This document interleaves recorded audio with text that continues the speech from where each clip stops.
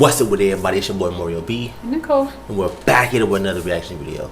So yeah, man, I had somebody hit me up in the comics, man, asking us to react to does Britain does owe reparations. Now we in the States, we in the United States, we're not from Britain. So they want us to react to it, so I thought it'd be pretty cool, man. So does Britain owe reparations? We finna find out.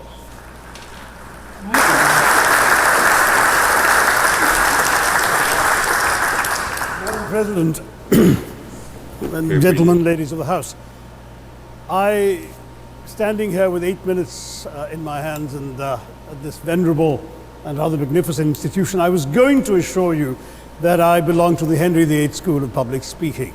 That as Henry VIII said to his wives, I shall not keep you long. But now finding myself, the seventh speaker out of 8 in what must already seem a rather long evening to you, I rather feel like Henry VIII's last wife. I more or less know what's expected of me, but I'm not sure how to do it any differently. Perhaps what I should do is really try and pay attention to the arguments that were advanced by the opposition today. We had, for example, Sir Richard Ottaway suggesting, challenging the very idea that it could be argued that the economic situation of the colonies was actually worsened by the experience of British colonialism. Yeah. Well, I stand to offer you the Indian example, Sir Richard. India's share of the world economy when Britain arrived on its shores was 23%. By the time the British left, it was down to below 4%. Why? Simply because India had been governed for the benefit of Britain. Britain's rise for 200 years was financed by its depredations in India. In fact, Britain's industrial revolution was actually premised upon the deindustrialization of India. The handloom weavers, for example, famed across the world, whose products were exported around the world, Britain came right in. There were actually these weavers making fine muslin, light as woven air, it was said. And Britain came right in, smashed their thumbs, broke their looms, imposed tariffs and duties on their cloth and products, and started, of course, taking the raw materials from India and shipping back manufactured cloth, flooding the world's market with what became the products of the dark and satanic mills of Victorian England.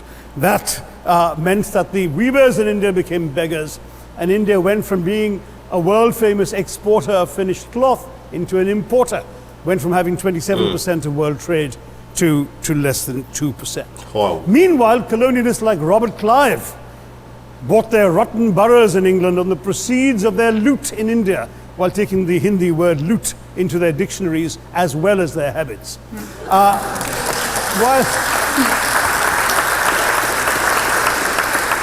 And the British had the gall to call him Clive of India, as if he belonged to the country, when all he really did was to ensure that much of the country belonged to him. Yeah. By the end of the 19th... Oh, so what? He said something about that guy he was talking about, like, they were saying the country don't belong to him or something. He was a British, like, explorer or whatever. Yeah. And so they called him Clive of India, and he's saying, like, it belonged to him, but really it didn't. He just was over there, you know, pillaging India. Century, the fact is that India was already Britain's biggest cash cow, the world's biggest purchaser of British goods and exports, and the source of highly paid employment for British civil servants. We literally paid for our own oppression. And as has been pointed out, the wealthy Victorian British families that made their money out of the slave economy, 1/5 of the elites of the wealthy class in Britain in the 19th century owed their money to transporting 3 million Africans across the waters. And in fact, in 1833, when slavery was abolished, what happened was that a compensation of £20 million was paid, not as reparations to those who had lost their lives or who had suffered or been oppressed by slavery, but to those who had lost their property. I was struck by the fact that your Wi-Fi password of this union commemorates the name of Mr. Gladstone, the great liberal hero. Well, I'm sorry, his family was one of those who benefited from this compensation. Kind of like America.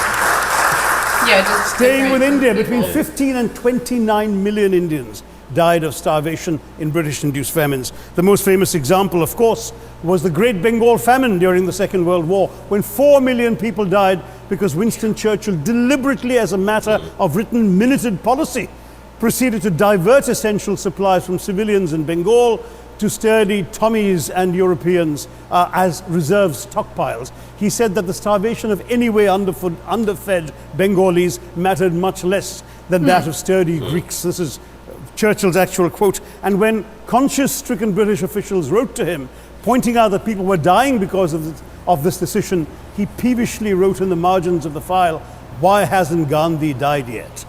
So all notions that the British were trying to do their colonial enterprise out of enlightened despotism to try and bring the benefits. Gandhi, you know, he was non-violent and stuff like that. It was against the Brits, right? All this stuff, the war and all this stuff. What? You know, Gandhi, he was more non-violent. He felt that like peace and non-violence the way to win. And I thought it was against the Brits, probably. I can go back and read more about him and stuff. I don't really know enough about that history. Yeah. Of colonialism and civilization to the benighted heathen. I'm sorry, Churchill's conduct in 43 simply one example of many that gave a lie to this myth.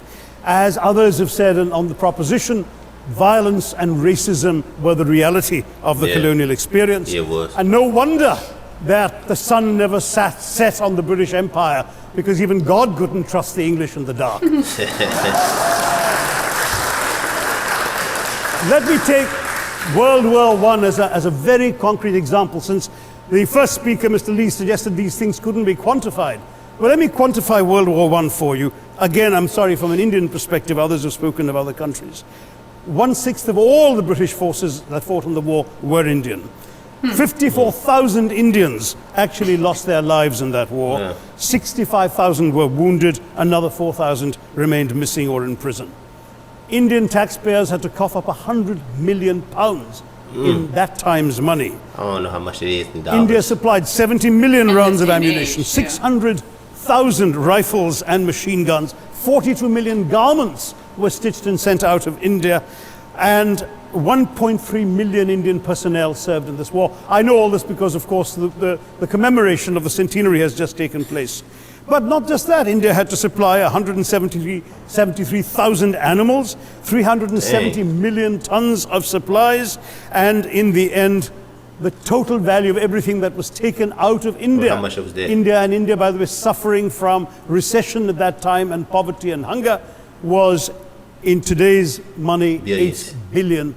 Yeah. You want quantification? It's available. Second World War, it was even worse, 2.5 million Indians in uniform. I won't belabor the point, but of Britain's total war debt of £3 billion, in 1945 money, 1.25 billion was owed to India and never actually paid. That's crazy. Somebody mentioned Scotland. Well, the fact is that colonialism actually cemented your union with Scotland. You know, the Scots had actually tried to send colonies out before 1707. They'd all failed, I'm sorry to say.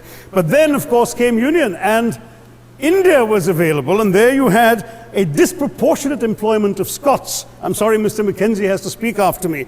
Engaged in this colonial enterprise as soldiers, as merchants, as agents, as employees, and the earnings from India is what brought prosperity to Scotland, even pulled Scotland out of poverty. Now that India is no longer there, no wonder the bonds are loosening. Now, we've heard other arguments on this side. There's been a mention of the railways. Well, let me tell you, first of all, as my colleague, the Jamaican High Commissioner, has pointed out, railways and roads were really built to serve British interests and not those of the local people. But I might add that many countries have built railways and roads without having had to be colonized in order to do so.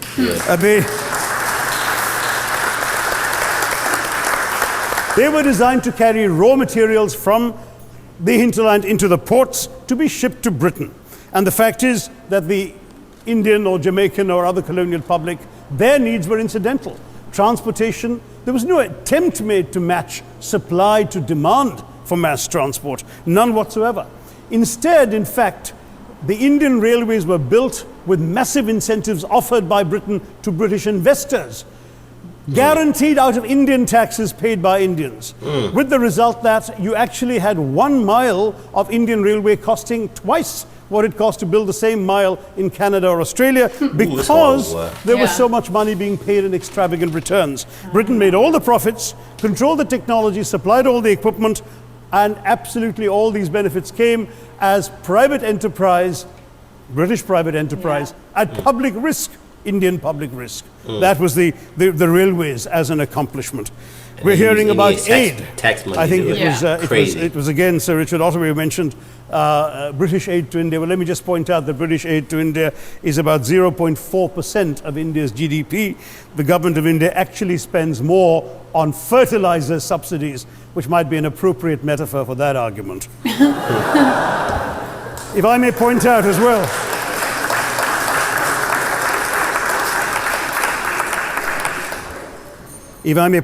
well, that that as my fellow speakers from the proposition have pointed out, there have been incidents of racial violence, of loot, of massacres, of bloodshed, of transportation, in India's case, even of one of our last Mughal emperor. Yes, maybe today's Britons are not responsible for some of these depredations, but the same speakers have pointed with pride to their foreign aid. You're not responsible for the people starving in Somalia, but you give them aid. Surely the principle of reparations for the wrongs that have been done cannot be denied. It's been pointed out, for example, the dehumanization of Africans in the Caribbean, the massive psychological damage that has been done, the undermining of social traditions, of property rights, of the authority structures of these societies, all in the interests of British colonialism. And the fact remains that many of today's problems in these countries, including the persistence, in some cases the creation of racial and ethnic and religious tensions, were the direct result of the colonial experience. So there. Yeah, I definitely know what he's saying. He's basically saying like the reason why India's how the way it is now. I mean, I don't really know how Indian is, but I don't know if it's really bad because I don't do research over India. But he makes it like the reason why is the way it is because of what British done. Right. You know what I'm saying? Because it's a cause and effect. It's like a pass down. It's like if you did centuries and centuries of oppressing India and all this type of stuff, and then their descendants not going to be like well off good and stuff like that. And then the people in Britain, they're going to be more well off, even though they were saying like we're not responsible for that, but like basically you benefiting from what Britain did to the Indians, and that's what he's been saying. Yeah, that's what he's basically saying. Britain came in and colonized them, basically took all their goods, all of their inventions, made money off of them, and kept them in poverty. Yeah. And it still has an effect on them to today. So if they never did that, then the Indians would have been way better off right now. Correct, Stuff like that.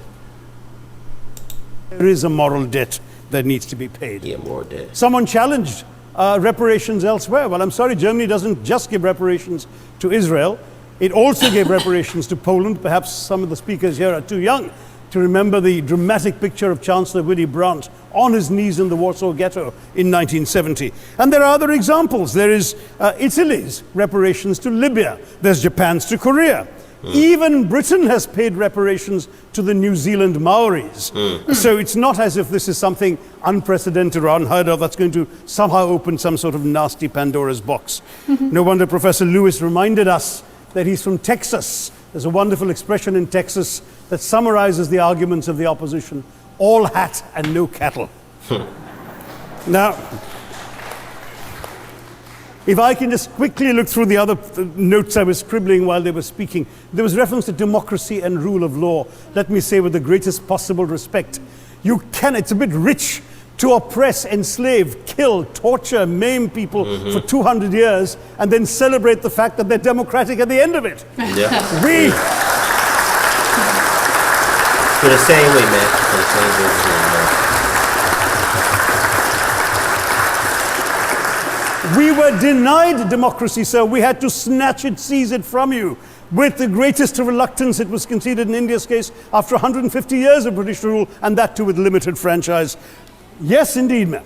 The opposition spoke quite highly of Greek and Athenian democracy on which the West should pride itself, and spoke of liberty and equality in that same name. The Athenian democracy was only functioning because of the slave society on which it was built. That's the nature of colonisation. All right, I don't think that needs contradiction, not from me at any rate.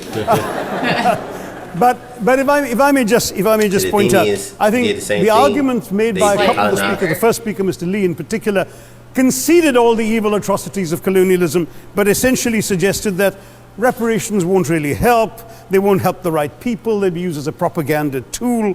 They'll embolden people like Mr. Mugabe. It's always nice how in the old days, I'm sorry to say that the people of the Caribbean used to frighten their children into behaving and sleeping by saying Sir Francis Drake would come after them. That was a legacy of that. Now it's Mugabe will be there. So this is the new sort of Sir Francis Drake of our times. The fact is very simply, sir, that we are not talking about reparations as a tool to empower anybody. They're a tool for you to atone for the wrongs that have been done. Yeah. And I agree with that. I am quite prepared to accept the proposition that you can't evaluate, put a monetary sum on the kinds of horrors people have suffered. Certainly no amount of money can expiate the loss of a loved one, as somebody pointed out there. You're not going to be able to figure out an exact amount. But the principle is what matters.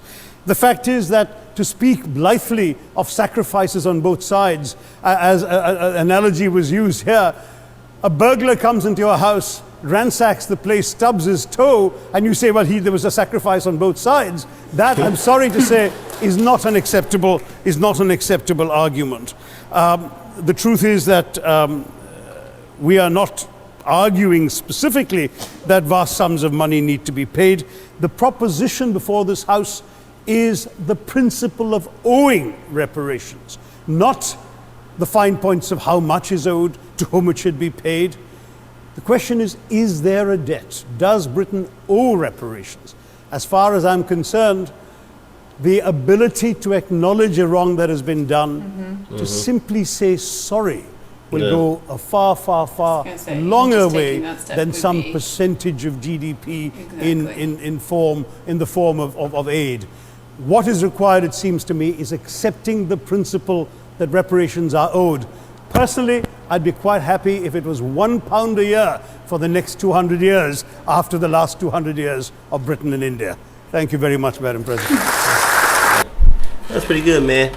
He basically saying like we don't know what a set price is, but it's like he was saying that it is basically reparations to show that you made a wrong right, made a wrong right. You acknowledging that what they did in the past was wrong. Well, like he's saying at the end, it's not about the money. It's about acknowledging the fact that we were wrong, we did wrong, we realize it, and we're sorry. Yeah, that's what it is. That's what comes. And he's bringing all them other countries that was getting paid reparations. How Britain paid to other places and stuff like that, and they can't pay to the Indians. So I agree with him, man. I think Britain should pay the Indians reparation, and whoever else they owe reparations to, I think they should, because like people will say, well, I didn't do it, my ancestors did it. Well, yeah, the ancestors did it, but it's more like you should acknowledge that what they did was wrong and they took advantage of these people, and you should pay them back, in the apology. See, we're sorry and we just paying you back, because if you could pay reparations to other group of people, why can you not pay to them?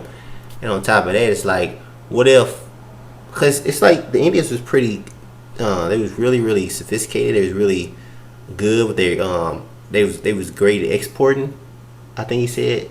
Something about exporting. It was like exporting in just like I think textiles, because they were making like all the rugs and stuff at that time. And they colonized them. They became imports. They started importing because Britain stole all the technology and then did it themselves. If we can go back in time, Britain never colonized them. You can think how much more India would be better off, how much more money they would have made over the course of time and stuff like that, because they was exporting out all them. What was it again? They was making. It's like rugs, textiles. Yeah, rugs. Stuff. So yeah, I mean, I definitely agree, man. I think you should make it wrong, right or wrong. You should correct the wrong, and it's like it's not about just the money. It's about apologizing and acknowledging that what I did was wrong. Because some people want to nod, they don't acknowledge it. They want to say, "Well, I wasn't there." Yeah, you wasn't there, man. But it's still like you acknowledging there was something wrong, and they should be paid and stuff like that. If you could pay other countries, you should be able to pay them reparations. But we hope you enjoyed our reaction. Don't forget to thumbs the video up. And what? Subscribe. She said subscribe. Comment down below. I'm stumbling under my words. Comment down below for your next video request. It's Mario B. And Nicole. We'll catch you next with the awesome. Peace and love, baby.